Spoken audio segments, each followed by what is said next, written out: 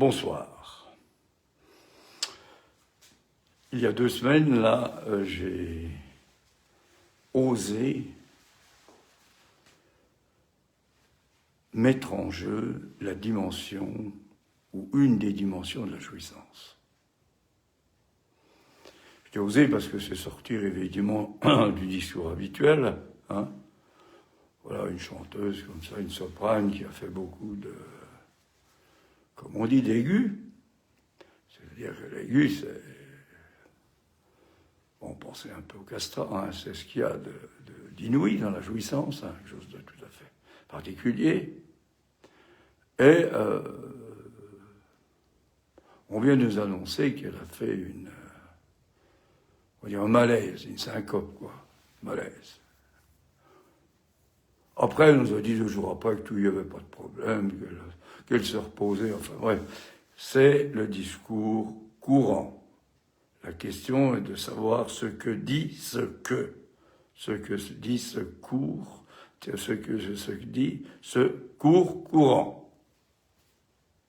Le dit ce que, je reprends la façon dont Lacan l'aborde, là, le dit ce que de Lourdrome. Qu'est-ce que c'est que cet Lourdrome? Qu'est-ce que c'est que ce truc-là?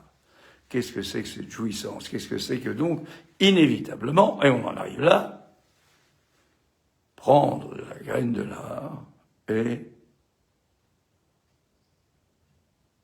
je pars, en ce qui me concerne, parce que c'est dans mon périple, je fais pas un discours comme ça avec des notes et puis tout ce qu'on voudra là. Il faut pas commencer par penser, à partir de toutes sortes d'articles qu'on a lus. Il faut déjà parler, chanter. Et donc, qu'est-ce qu'il est possible de penser après coup, en sachant que la pensée est crétinisante. La pensée, ça va pas très loin. Ça nous donne un fixe, des limites, et puis c'est tout. Ça nous fait expliquer. Expliquer, c'est souvent une façon de passer à côté, quoi, de rester dans les présentations. Alors, ce que j'évoquais là, comme la fois avant avec Don Juan, le cri de Don Juan, parce que ça m'a traversé. Ce qui m'a traversé, c'est la question du silence. Et alors là, on rejoint quand même une hypothèse de Lacan, là, de 65. Le cri fait le gouffre, le silence se rue. Autrement dit, effectivement, le silence, c'est quelque chose qui est en jeu dans le discours analytique aussi.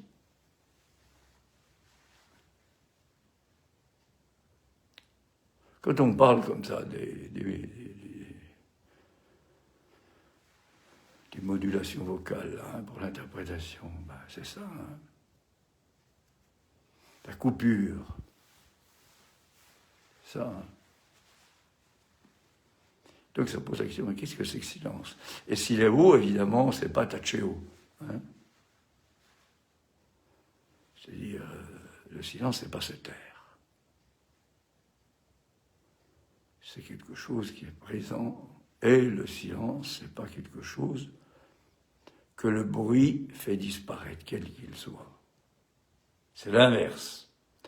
Le bruit, alors pour nous, le cri, c'est quelque chose qui, comme il le dit là, Jacques Lacan, c'est quelque chose qui a un lien particulier avec l'objet voix comme objet, alors on va dire cause du désir, bien sûr, c'est comme ça que ça apparaît à un moment, mais comme objet de jouissance. De l'art, nous avons à prendre de la graine pour en faire autre chose que quoi? Que la science, que la représentation. Penser la psychanalyse, l'inconscient, ce n'est pas que l'être pense, c'est qu'en parlant, il jouisse. Séminaire encore.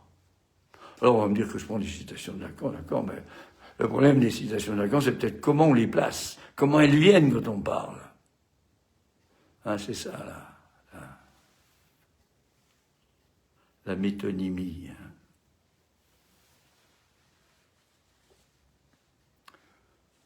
Comment l'objet, hein. La dernière fois, je n'avais pas parlé, ça peut être le même titre aujourd'hui, parce que finalement, on parle toujours autour des mêmes choses que l'on ne peut pas saisir. C'est pour ça qu'on en parle. Un bout de réel. L'hypothèse, c'est qu'effectivement, une analyse, ça conduit à ça. Ça conduit au fait que, alors que dans tous les discours, on ne récupère rien du tout. Même si on croit qu'on récupère tout, on ne récupère rien du tout, alors que dans une analyse, la fin de l'analyse, c'est ça la fin de l'analyse, c'est ça qui est l'enjeu dans le discours analytique. Hein, c'est qu'on récupère un lot de savoir, le nôtre, pas celui d'un autre, pas celui du semblable, pas celui du maître, pas celui, son lot de savoir. Et on peut attendre qu'à partir de là, effectivement, et c'est même essentiellement à partir de là, que l'analyste, il se met à parler. Ou c'est de ça dont il se met à parler. Comment il va faire des grands discours sur toutes sortes de choses, institutionnelles, faire l'analyse,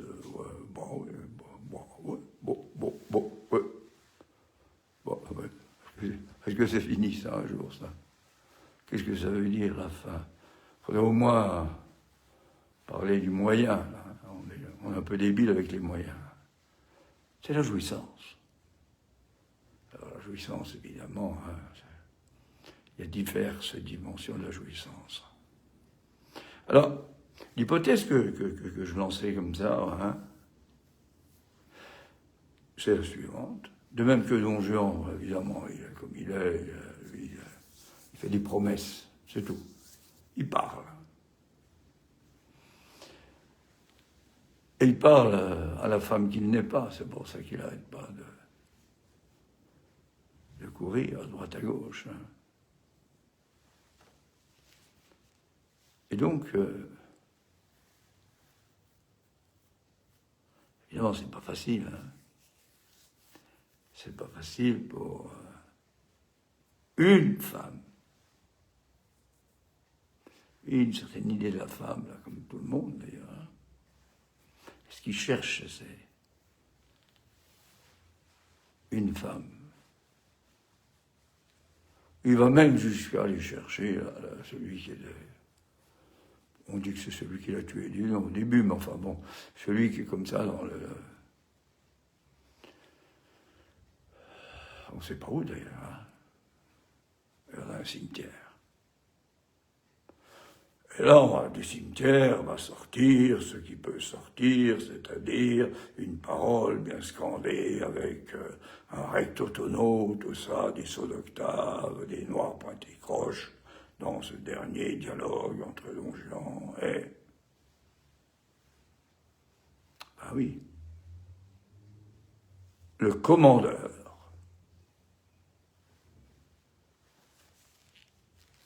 Alors,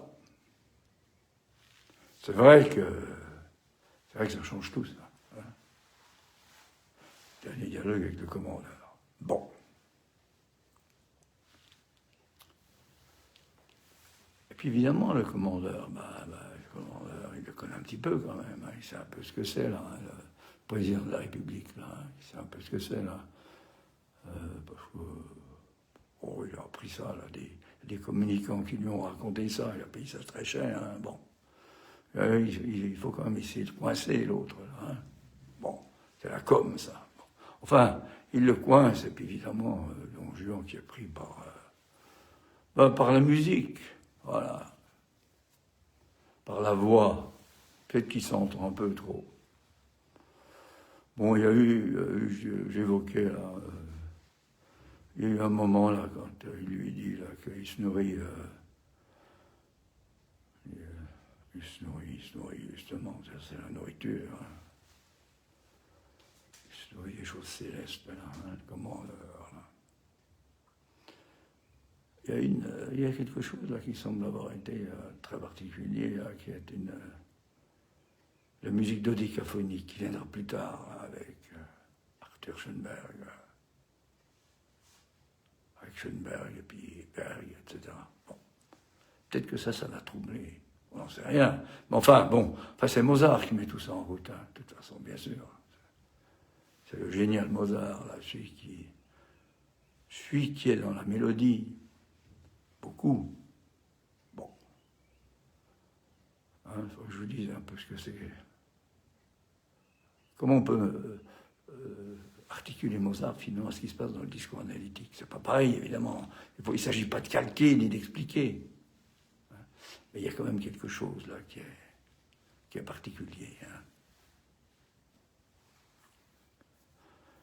Je dirais peut-être un mot tout à l'heure, je laisse dérouler les choses. Bon, enfin, de toute façon, Don Juan, il est pris.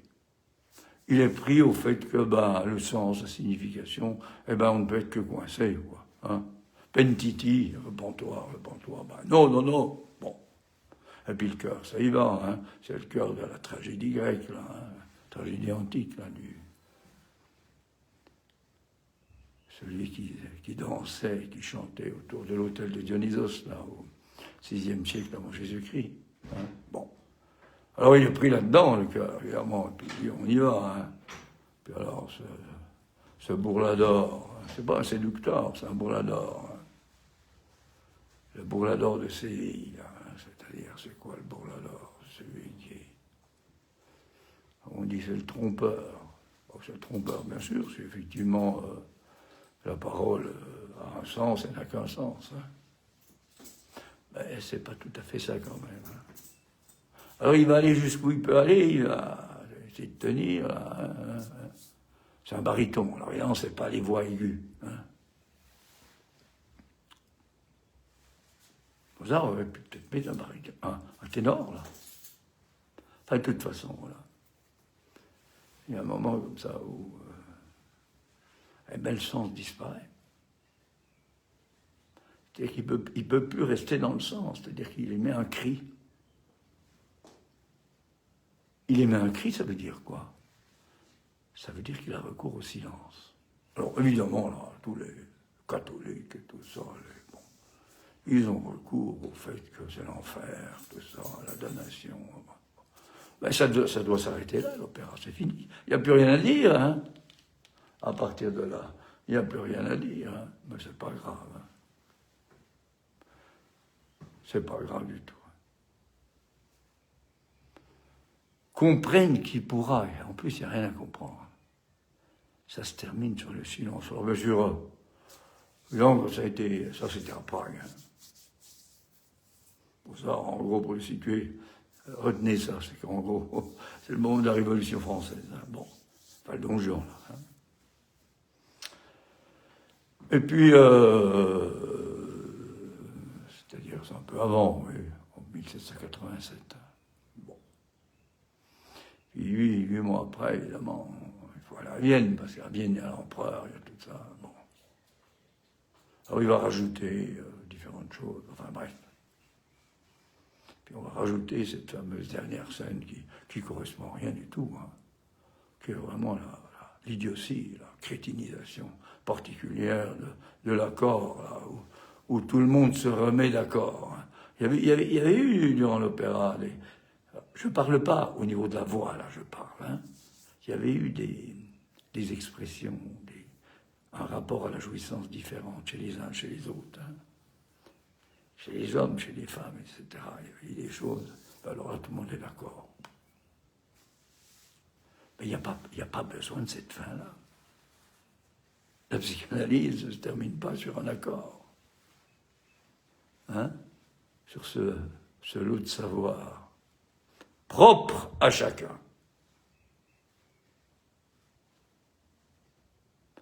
C'est pas tellement ce qu'on voit, évidemment, quand on est dans une institution. Et j'en parle en connaissance de cause, puisque j'ai été longtemps, etc. Hein. Donc j'ai rien contre, mais enfin, on fait plutôt souvent, un peu trop souvent, copain. Enfin bon, ça fait dénomination. Alors, ce que j'évoquais il y a 15 jours, il y a 2 semaines, c'est que, donc la veille, le lundi soir, il s'était quand même passé un événement. Un événement qui est, pour moi qui chante, qui est le suivant. Cette soprane, je ne sais plus son nom, bon, enfin, c'est pas le problème, mais je crois qu'elle est néo-zélandaise. Cette soprane avait tellement, moi ça m'a même touché, comme on dit les tympans, hein, avait tellement, comment dire, touché aux aigus, dans ce Don Carlos, qui est un opéra qui n'est pas spécialement tourné vers ça, mais c'est plus un opéra politique. Elle avait tellement joui, alors ça, c'est ça le se jouit, que maman se peut se demander si elle ne met pas un peu trop. Elle n'a pas pu terminer. Elle n'a pas pu terminer. Quelque chose du nuage, vous savez, le réel symbolique imaginaire, là, quand ça sert, là, et puis que ça donne l'objet petit a, le réel de l'objet petit a, là. Il y a quelque chose qui a peur. Bon, enfin, c'est comme ça qu'on peut l'imager. Il y a quelque chose qui n'a plus tenu. On a fait une syncope. En plus, on rajoute en médecine vagale. Bon. Puis il n'y a rien à faire. Hein. Or, les scientifiques qui sont là-dedans, comme je l'évoquais, vous disent qu'il y a des cellules, des neurones qui ont été touchés, qui est particulier, là, avec ça entraîné, comme ça. Et bien, cette disparition de la conscience, comme on dit. Hein. Bon, enfin, tout ça pour dire que, de toute façon, c'est ça la vie. On ne sait pas ce que c'est que la vie, mais la vie a un rapport avec la dimension de la jouissance. Puisque la dimension de la jouissance, elle apparaît dès la rencontre des signifiants, du symbolique. L'enfant est déjà parlé avant d'apparaître. Et du réel de la jouissance, c'est-à-dire du corps vivant qui palpite. C'est pas tout à fait comme ça chez les animaux, hein. Pourquoi c'est comme ça? C'est comme ça. Bon. Et il y a une affinité, il se passe quelque chose là. C'est le mystère, hein. C'est le mystère. Hein. Puisque, en plus, cette rencontre va contribuer au fait que l'être parlant, qui est là, déjà là, hein, qu'il faudrait plutôt dire l'être parlé, puisqu'il a été parlé, hein, en plus, il va créer un corps. Ce qui va faire qu'il a un corps, il n'est pas un corps, même s'il l'est pour la médecine, pour toutes sortes de choses, qui va s'amuser avec de toutes sortes de choses, avec les robots, etc. Tout ça, oui. C'est important, hein, c'est pas ce que je dis, c'est pas discriminatoire, hein, mais l'artiste, lui, il a un corps. C'est ce que j'évoquais à propos de Derrida, qui disait que le peintre, il a le corps dans sa main. L'écrivain, il a le corps dans sa main. Le chanteur, il a le corps où? Ça chante de partout, hein. Et ça va au-delà de tous les enregistrements, etc. Hein. Et il n'y a pas 2 chanteurs qui ont le même grain, prendre du grain, de la graine de l'art. Et la science ne peut pas enregistrer les différences. Enfin, il me semble. Bien sûr qu'on va nous faire tout un discours là-dessus. Hein. Pourquoi? Parce qu'il y a du vivant. Et le vivant vivant, ça ne peut pas s'apprécier comme ça. Il y a donc cette création d'un corps, nous avons un corps. Et là, quand il lui faut un temps fou pour arriver à ça, bien sûr, de temps en temps, il lance des trucs comme ça. Hein. Que suis-je?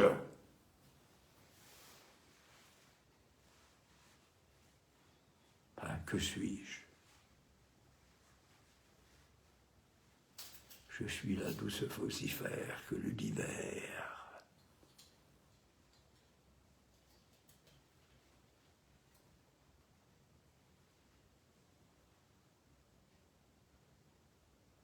Est un défaut dans la pureté du non-être. Mais qu'est-ce qu'il va chercher?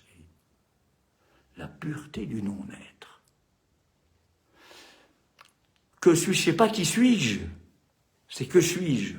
Je suis à la place de ce vocifère que l'univers est un défaut dans la pureté du non-être. C'est-à-dire je suis une place. C'est ça le voesvar. Je suis à une certaine place. C'est ça les quatre discours. Le quadripode, il y a des places différentes. C'est une place. Et cette place, ajoute-t-il, à la page 819 des écrits, là, en subversion du sujet dialectique du désir, cette place fait languir l'être humain. Elle s'appelle jouissance.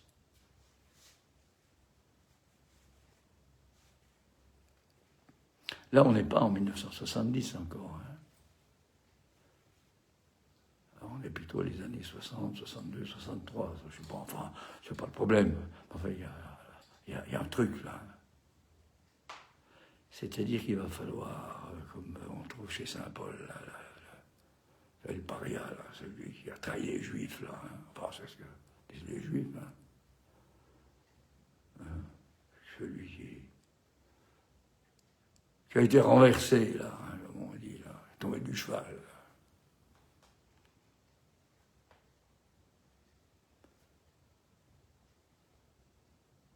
Qui parle d'une kénose. On lui a dit, et il le fait paraître dans une épître, Philippiens, j'en ai déjà parlé, mais je le redis parce que c'est pas mal, c'est-à-dire que le Christ, évidemment, bien sûr qu'il y a cette Trinité, d'accord, hein, mais il renouvelle la Trinité autrement, et il la met en question. C'est ça qu'il y a de nouveau. C'est ça qui fait qu'elle est vraie, la religion catholique. Elle est vraie parce que, non seulement parce que la Trinité, le Père, le Fils et l'Esprit, et Dieu sait si les pères de l'Église, alors là-dessus, hein, ouais, ils en ont excommunié. Ça les a occupés beaucoup. Si ça les a occupés beaucoup, c'est qu'ils en jouissaient. Ah oui, hein, ce qui nous occupe beaucoup, ça nous occupe beaucoup parce qu'on en jouit, Aristote le premier d'ailleurs, hein, bon. Et d'autres. C'est pas une histoire de lobes préfrontaux ou je ne sais pas quoi, là, hein, qui s'est développé plus, etc. Pourquoi pas, peut-être, on s'en fiche complètement. Parce que c'est pas ça l'enjeu, en fait. Ça, c'est la conséquence. C'est l'effet, peut-être, oui, bon.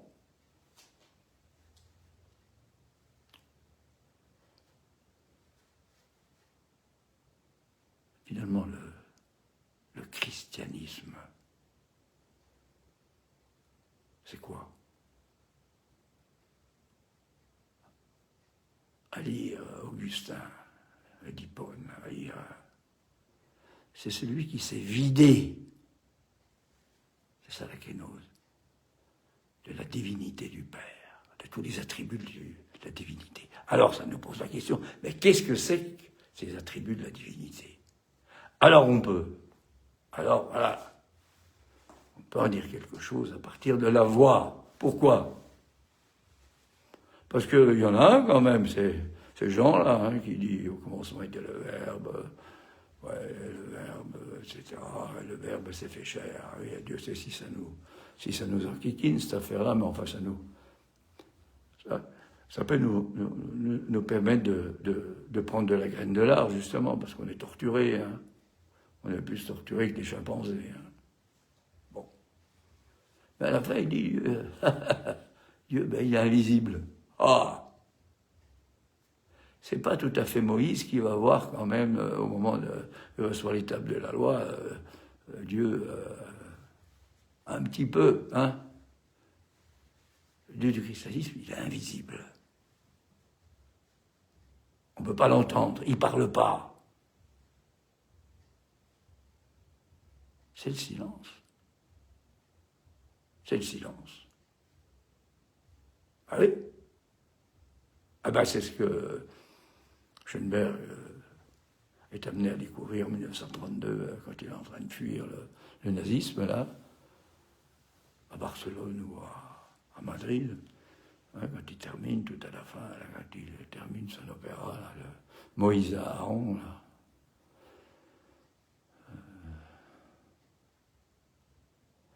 Par ces quelques mots, ô Wort douze, du Wort das mir fehlt, ô mot, toi, mot, qui me manque. C'est ça Dieu, c'est le silence. À partir de la kénose, hein. C'est ça la vérité. C'est pas dans le dogme, ça, hein. C'est pas tellement dans les choses que vous apprenez dans le catéchisme, c'est le silence. Ce qui explique que dans les 20 années à peu près où il va vivre encore, eh ben, il ne pourra jamais écrire le 3e acte. Ça, c'est la fin du 2e acte. Qu'est-ce que vous voulez rajouter à ça? Vous avez tout trouvé. Ben, c'est comme Don Juan. Hein? Quand il crie, c'est le silence. Alors, qu'est-ce que vous voulez faire? Alors, Don Juan, évidemment, parce qu'il y a la galerie, là. Hein? Bon. Il y a la galerie impériale et puis ces gens-là. Hein. Il n'était pas si bête que ça, l'empereur. Hein. Je ne sais plus son nom, je crois, c'est Joseph II. Enfin, bref. Et un jour, il dit à Mozart, mais il y a trop de notes dans ce que vous faites, là. Ah oui. Trop de notes. La musique de Mozart. Mozart, c'est la mélodie, c'est tout ça. Il ajoute beaucoup de notes, Mozart. Et là, il se rapproche un peu de l'interprétation analytique. Vous voyez? C'est-à-dire que, avec les notes, finalement, il n'arrête pas de faire des coupures. Parce que la mélodie, c'est ça. C'est une succession de notes. Et entre les notes, il y a des coupures. Même si on ne les entend pas. On chante, on s'arrange pour faire le legato. Voilà. La voix est belle parce qu'il y a un beau legato.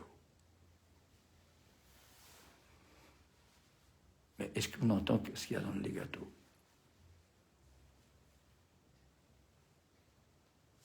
Ouais. Et le meilleur exemple, c'est ce qu'il va faire tout à la fin. Là.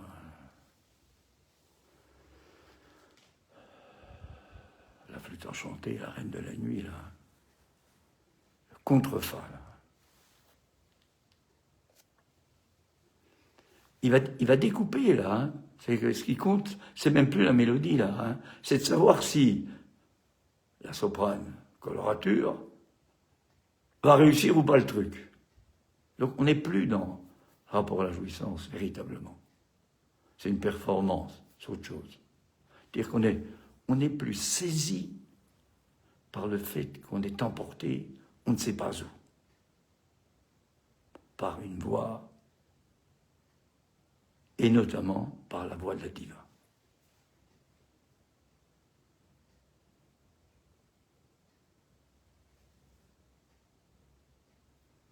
Enfin, j'en reviens à ces bouts de réel, hein, quand même. Hein, c'est parce que, bien sûr, vous voyez bien que ce que je vous dis, c'est pas très explicatif. Hein. Moi, je ne vous raconte pas des histoires sur l'histoire de ce qui se passe dans un opéra. Hein. Parce que alors là, à quoi bon? C'est toujours pareil.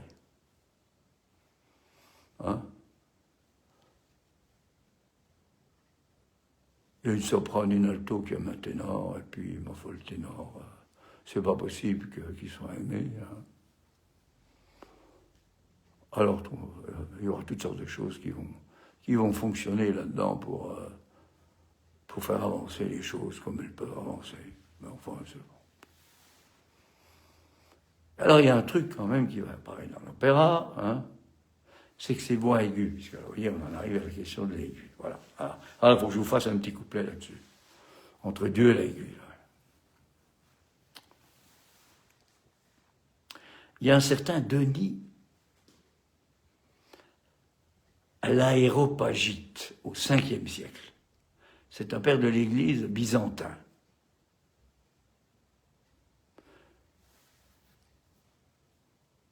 C'est pas mal qu'il soit byzantin. Hein. Byzantin, moi, ça fait penser à Dionysos. Hein. Enfin bon, c'est pas Apollon. Hein. Dionysos, c'est-à-dire, c'est pas... Hein, c'est celui qui n'a pas de limite. Bon. Et il a eu une idée particulière, il s'est mis à écrire, parce qu'il avait ça, il avait entendu ça, ou il avait, je ne sais pas, bon. Il s'est mis à écrire un bouquin qui s'appelle la Hiérarchie céleste. Alors, la mise en scène, c'est la suivante. Il y a Dieu. J'insiste, Dieu ne parle pas. Il parle par les prophémies, par les prophètes. Bon, par contre, il y a entre Dieu et la créature des messagers. Le messager, en grec, la traduction, ça s'appelle l'ange.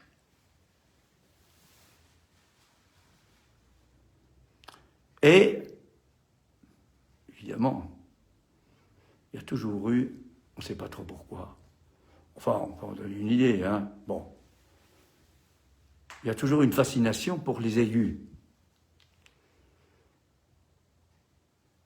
Alors, on va dire pour les notes hautes, qu'on peut voir sur la portée. On ne peut pas se baser sur la portée, parce que justement, la portée, elle apparaît au 9e, 10e siècle, enfin, je ne sais plus, à peu près. Donc, bien après tout ce que j'essaie de dire, là. Pourquoi cette fascination pour les aigus? C'est un mystère. Mais on sait que cette fascination pour les aigus, ça a toujours été admis comme ça, c'est la meilleure façon de louer Dieu. Voilà.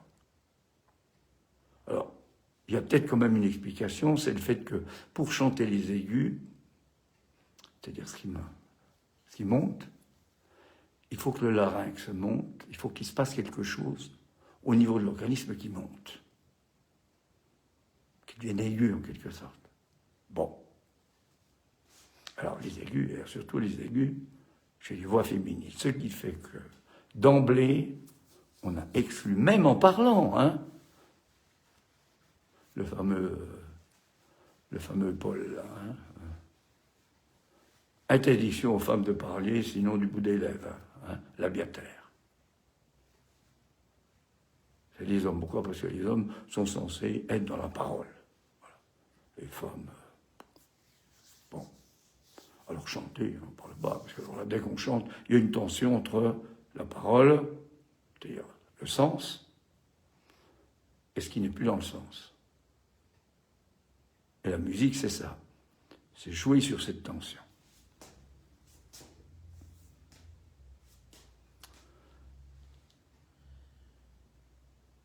Il y a quelque chose qui, d'emblée, va apparaître. Et c'est ce que je remarque. Bien sûr, tout ce que je vous dis, c'est des suppositions. Hein. Moi, je ne suis pas un scientifique. Hein. Je n'ai pas des tablettes, là, comme ça, pour vous montrer ça. Hein. C'est du discours, comme on dit. C'est le « dis ce que », qui n'est pas le « dis ce que » du discours courant. C'est le « dis ce que » qui va faire dire. C'est le dire. Qu'on accepte ou qu'on peut refuser, hein, ça, pas de problème. Hein. n'y a pas besoin d'être d'accord pour me donner une nomination. Hein. Comme on le fait dans des institutions. On fait une hiérarchie. Bon. Là, par contre, il y a une hiérarchie. Ah, hiérarchie céleste. Alors, il y a, parmi les anges, parce que si l'opéra se réfère à la voix qui chante, à condition qu'on la contrôle, plus ou moins dans les aigus, on peut, avec mon ami Michel Poisat, qui nous a quittés il y a déjà beaucoup de temps, parler de la voix de l'ange. Donc, il y aurait tout proche de Dieu, tout proche, parce que c'est eux qui ont les plus belles voix.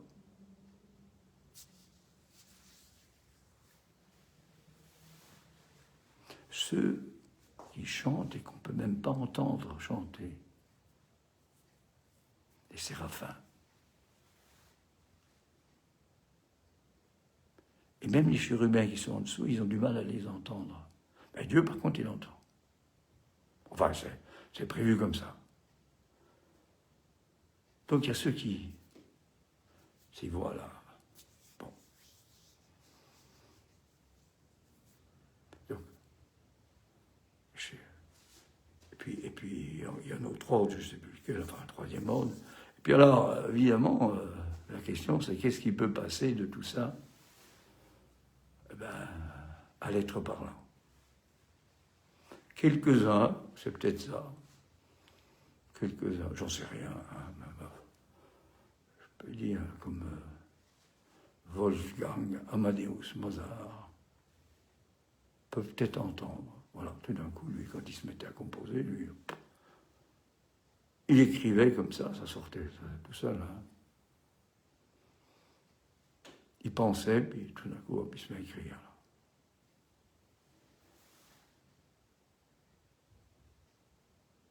Et donc, vous voyez que ce que je suis en train de vous expliquer, c'est que la louange,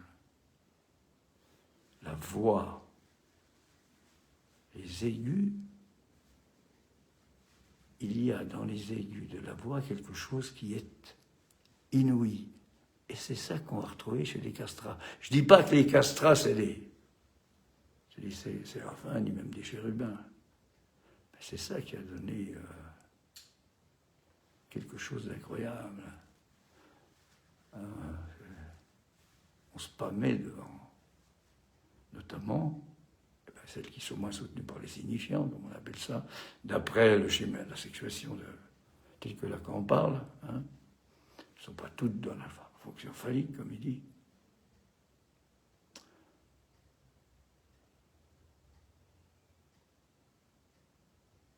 Parce qu'un castrat, ce n'est pas une voix de femme, hein, dans un corps d'homme, pas du tout.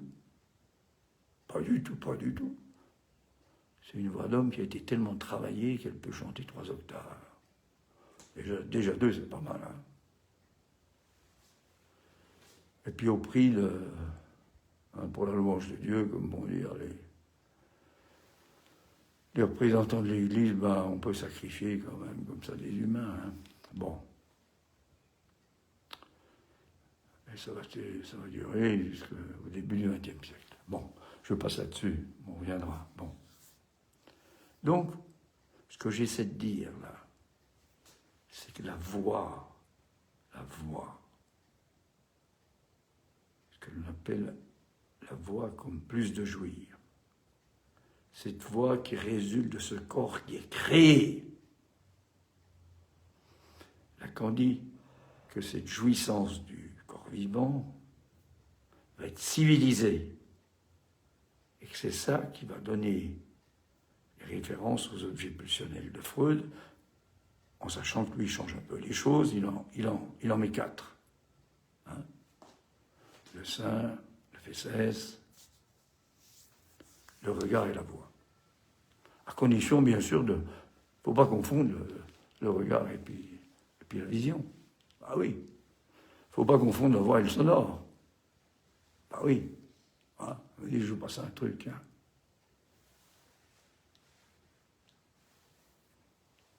la voix est libre d'être autre chose que substance. Alors comme je le dis dans mon titre, à partir de là, tout est possible, hein, au niveau du corps, notamment, du spectateur, enfin du spectateur, on dit, oui, je dis spectateur, de l'auditeur, enfin de celui qui ose, quoi. Celui comme ça qui tout d'un coup ne sait plus où il est, hein, voilà. Bon.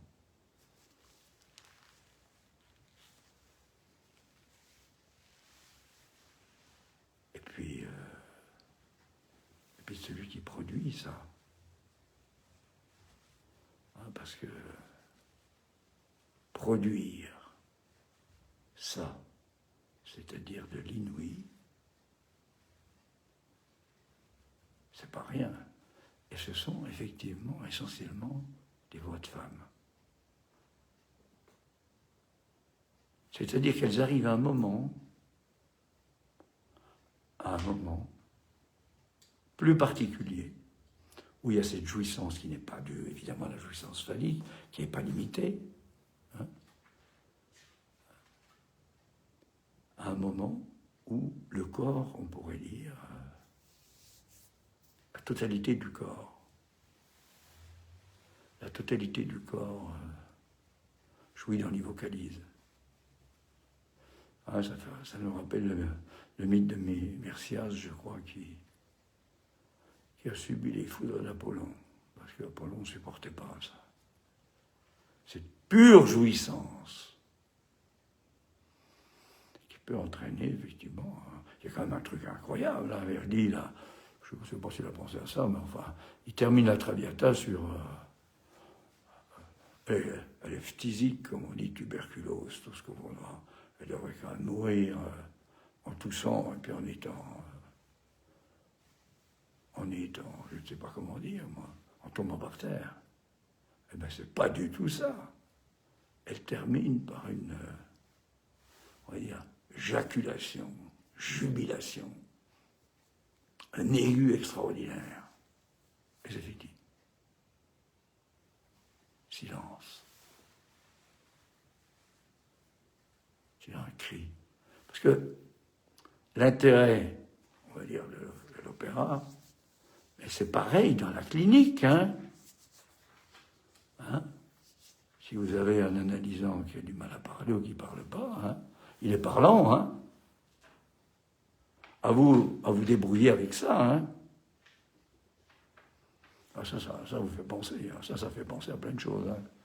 Là, on explique, etc., patati patata, hein. Il en dit des choses dans le silence. Il ne se tait pas. C'est pas du tout du tachere, hein. C'est le silence. C'est-à-dire que ce qui est très proche, c'est le cri. Le cri, le gouffre où le silence se rue. C'est-à-dire qu'on est proche de quoi? Eh bien, il faut revenir quand même.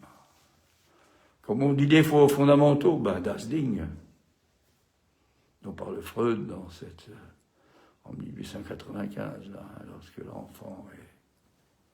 On ne sait pas trop comment ça marche, ça. Est complètement pris, englouti par la jouissance, justement. Et que sa réponse, il faut qu'il soit costaud, hein. On peut se demander si les morts subites du nourrisson, c'est pas un peu ça. Bah, évidemment, il ne faut pas le dire au grand docteur, hein. Moi je suis docteur, je peux le dire, mais sans plus, hein. Bon.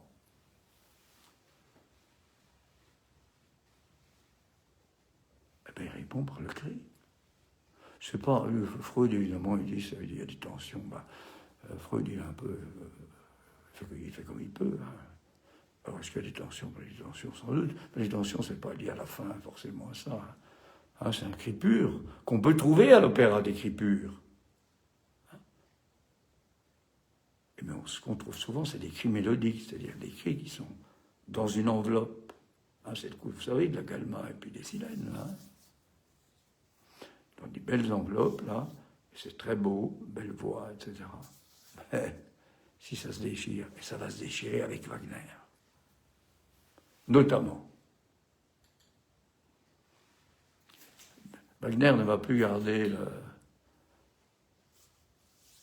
on pourrait dire la bipolarité récitative-aria. Il va considérer, lui, que dans les mots, c'est lui qui fait les livrets, dans le mot lui-même a une poésie telle qu'il chante. Attention, il chante. Ça fait un peu du cri, hein. Ça peut être insupportable. Alors, ou bien on est ensorcelé un peu, ou bien on s'en va, quoi. En plus, il y a le leitmotiv, il y a tout ça, il y a en permanence, là, ça.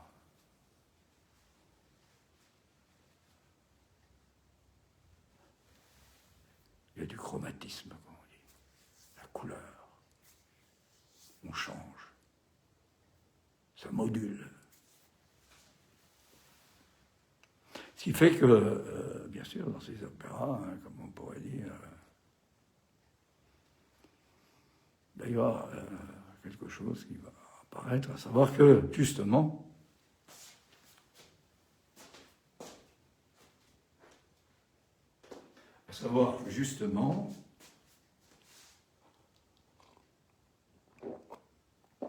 il va y avoir des cris,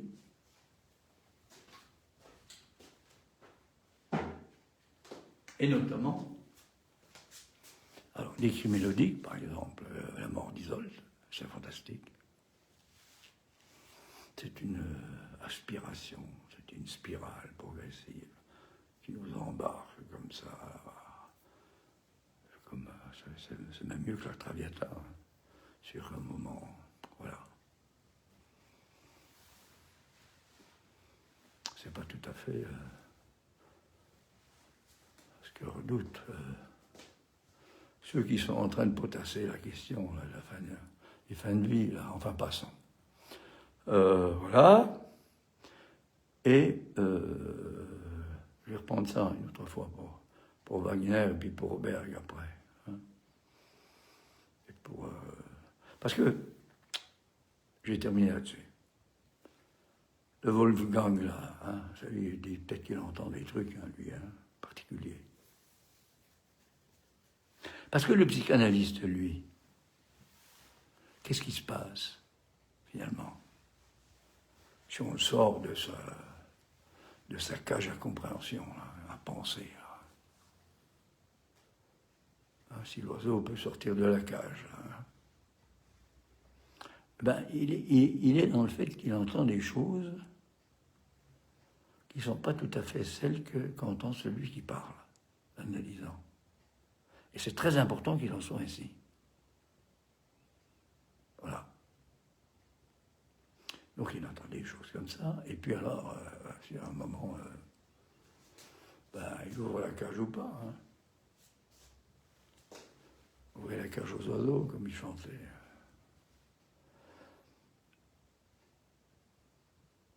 Et alors, comme ça, il peut faire ça parce que pour lui, justement, son lot de savoir, ses bouts de réel, il ne les calque pas comme ça. Mais il a entendu le fait que ce qu'on appelle la modulation vocale, l'interprétation, la signifiante, c'est la rencontre du réel et du symbolique, de la parole. Et surtout,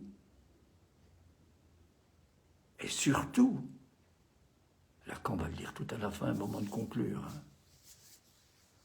hein, il va dire le langage est imparfait. Il avait avant annoncé tout le truc, la conscience structurée comme un langage, et il a dit le langage est imparfait. Pourquoi? Parce qu'il ne peut pas nous emmener à quoi que ce soit du côté du réel. Sauf que il peut y avoir, justement, ça. C'est-à-dire que, progressivement,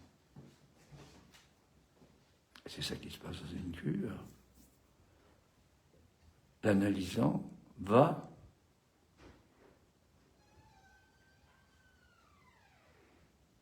passer de ce sujet supposé sachant qu'est l'analyste, au fait que lui, il est supposé savoir lire autrement. Et ça suppose qu'effectivement, l'analyste, évidemment, et autrement, ça veut dire en rapport avec le manque. Grand S de grand abarré, le voilà. Voilà la jouissance. Le manque, il y a un trou dans le savoir. Donc c'est l'équivoque qui domine, par la grâce de l'équivoque. Et c'est là que nous sommes amenés à prendre en considération l'importance de la chose, das Ding, et de la rencontre de la chose et du langage, en sachant que cette rencontre sera automatiquement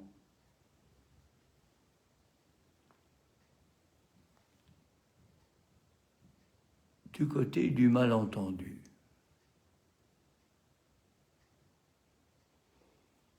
Alors évidemment, une analyse, vous voyez, c'est comme les opéras dont je vous ai parlé, ça se termine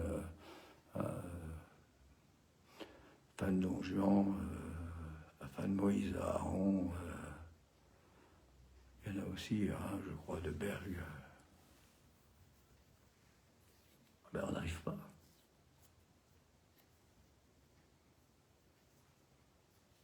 Quand on a touché au silence, c'est-à-dire au cri, quelque part, ben, on touche à l'absence radicale. Dieu, c'est l'absence radicale. C'est pas l'être suprême qu'on adore pour récupérer un petit bout d'être. C'est pas la philosophie ou la philosophie.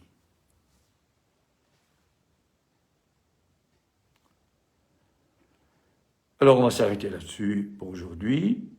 Je continuerai dans une semaine, toujours un peu dans le même vent, avec le même vent, c'est-à-dire la remise en cause un peu des fondements de la psychanalyse. Dans le fait que ça ne se pense pas tellement. Il y a quelque chose, effectivement, qui fait que l'analysant et l'analyste, ils sont du même côté. À Lacan dit, ils sont frères. Je crois que c'est ça qui est comme ça qu'il dit dans le discours, du fait qu'ils sont fils du langage.